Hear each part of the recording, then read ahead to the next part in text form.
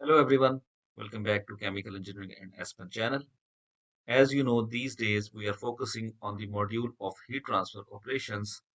So in this regard, we are bringing the lecture number 16 for our valuable viewers. In the previous lectures, we have covered the various types of heat transfer, which includes convection, conduction, and radiation. We studied the various laws of heat transfer, which includes Fourier's law of heat transfer, which is related to conduction, Newton's law of cooling, which is related to convection, Kirchhoff's law, and Stephen Boltzmann law, which is related to radiation. Then we move to the heat exchangers, in which we first studied the basic concepts of heat exchangers. Then we studied the various types of heat exchangers, which include double pipe, plate and frame, shell and tube heat exchanger. In the previous video, which was lecture number 15 on heat transfer operations, we solved a numerical problem. And today we will solve the second numerical problem, which is the heating water in a counter current or counter flow heat exchanger. The example number one is already solved in the previous lecture. I will show its pop-up and you will be seeing it right now once you are viewing the video. So before starting the video, if you have not subscribed to the channel, please subscribe to the channel. Click on the bell icon to get all updates related to this channel. So going to the problem statement of example number 2, which is heating water in a counter flow heat exchanger, that a double pipe heat exchanger is assumed here, which is counter flow, or in which the flow is of both hot and cold fluid is counter flow. We have to heat the water from 20 degrees centigrade to 80 degrees centigrade, and the mass flow rate of the water is 1.2 kg per second. The heating is to be accomplished by the geothermal water, which is available at 160 degrees centigrade, and the mass flow rate of the geothermal water is 2 kg per second. So the hot stream or the hot side, which includes the geothermal water, which is at 160 degrees centigrade, the mass flow rate of the geothermal water is 2 kg per second, while the cold stream is water, which is to be heated from 20 to 80 degrees centigrade, and that stream has a mass flow rate of 1.2 kg per second. The inner tube is thin-walled and has a diameter of 1.5 centimeters. So we are given the information about the tube diameter, which is 1.5 centimeter. If the overall heat transfer coefficient of the heat exchanger is 640 watt per square meter per Kelvin, we have to determine the length of the tube of the heat exchanger, which is required to achieve the desired heating. So this is the information. Obviously, one thing we should understand or we should note here that we are also not given the information regarding the outlet temperature of this geothermal water. So first we will calculate the outlet temperature of this geothermal water, and then we will move on to calculate the length of the tube. This is overall problem statement of today's activity. So just like the previous lecture, we will first have some assumptions. But before going to the assumptions, this is the pictorial representation that the hot geothermal water, which is at 160 degrees centigrade, having a mass flow rate of 2 kg per second, is flowing through this double pipe heat exchanger, while the cold water is flowing from here, and it represents that this is the counter flow arrangement. If the cooling water was entering from here, it would have been co-current arrangement.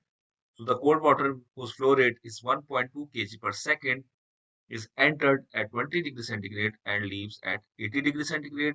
The dia of this tube is 1.5 centimeter. So now going to the assumption, the first assumption is steady state operational conditions exist. The second assumption is heat exchanger is well insulated. Obviously, we do not want any heat loss calculations, as including these will complex our calculations. Changes in kinetic and potential energies of fluid streams are negligible. Again, there is no fouling. And finally, the fluid properties will remain constant. So you would have noticed that these are the same assumptions which we have taken in lecture number 15. Going to the properties part, we are given the information, as you see that both are water here, but obviously the specific heat capacities of both waters will be different because one is at considerably low temperature and the other one is at considerably higher temperature. So the specific heat of water, which is entering at 20 degrees centigrade, and leaving at 80 degrees centigrade in the system, which is also represented as cold water, the specific heat of that water stream is 4.18 kilojoule per kg Kelvin, while that of the hot stream or the specific heat of geothermal water is 4.31 kilojoule per kg Kelvin. Obviously, there is a huge difference, or you can say not a huge difference, but a bit difference because of their difference in temperature. Because this stream, the inlet temperature is 20, outlet is 80. Obviously, this one is at 160 degrees centigrade. So you would see the reason of this much difference in the system. Now we already know the schematic as has been presented. Now Q is equal to mCp T out minus T in. We know the value of T out, that is 80 degrees centigrade. We know the value of T in, that is 20 degrees centigrade. The Cp is 4.18 kilojoule per Kelvin. The mass flow rate of this water is 1.2 kg per second. We get the value of Q as 301 kilowatt. Then we will go on to calculate the temperature or the outlet temperature of this geothermal water. Q is equal to mCp T in minus T out for geothermal. Obviously, the amount of heat that has been transferred from the hot stream is equal to the amount of heat gained by the hot stream. So the amount of heat gained by the hot stream is 301 kilowatt. So that will be the same as that of the amount of heat transferred by the geothermal water, because we have assumed there is no heat loss or leak to the environment. So rearranging this equation, we get T out is equal to T in minus Q over mCp. T in is 160 degrees centigrade. Q is 301 kilowatt. The flow rate, the mass flow rate of the geothermal water is 2 kg per second, as has been given in the problem statement, and 4.31 kilojoule per kg Kelvin is the Cp of this geothermal water. We get the outlet temperature as 125 degrees centigrade. So we are now given the first part, or the first step of this example is that we have to calculate the heat load. We have calculated it, and finally we have calculated the outlet temperature of this geothermal water. The second part, or the main part, is to calculate the surface area, the length of the tube. So we will go on calculating it, but now this diagram has been a bit revised here, that you can see that we have mentioned the outlet temperature of water as 125 degrees centigrade. So now this is the hot inlet, hot outlet, cold inlet, and cold outlet. All temperatures are given to us. So based on this information, we will calculate the LMTD. So first we will calculate delta T1, which is T hot in minus T cold out. Hot inlet temperature is 160 degrees centigrade. Cold outlet temperature is 80 degrees centigrade. Delta T1 is equal to 80 degrees centigrade. Then for delta T2, T hot out minus T cold in. So hot out temperature is 125 degrees centigrade. Cold in temperature is 20 degrees centigrade. And that comes out to be 105 degrees centigrade. Substituting the value in the LMTD formula, delta T LM is equal to delta T1 minus delta T2 divided by natural log of delta T1 divided by delta T2. Delta T1 is 80, delta T2 is 105. Substituting the values, we get the LMTD value as 91.9 degree centigrade. Then we know the value of Q. We know the value of LMTD. We are given the information about the U. So from here we can calculate the surface area of the heat exchanger, which is equal to A of S is equal to Q over U delta T LM. Q is 301 kilowatt or 301,000 watt. U is 640 watt per square meter Kelvin.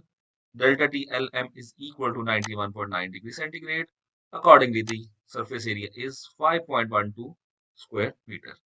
Now from the surface area, we can calculate the tube length, and how it can be calculated. The formula is pi dl. A of S, the surface area, is equal to pi d diameter L length. We are given the information about the dia in the problem statement that it was 1.5 centimeter.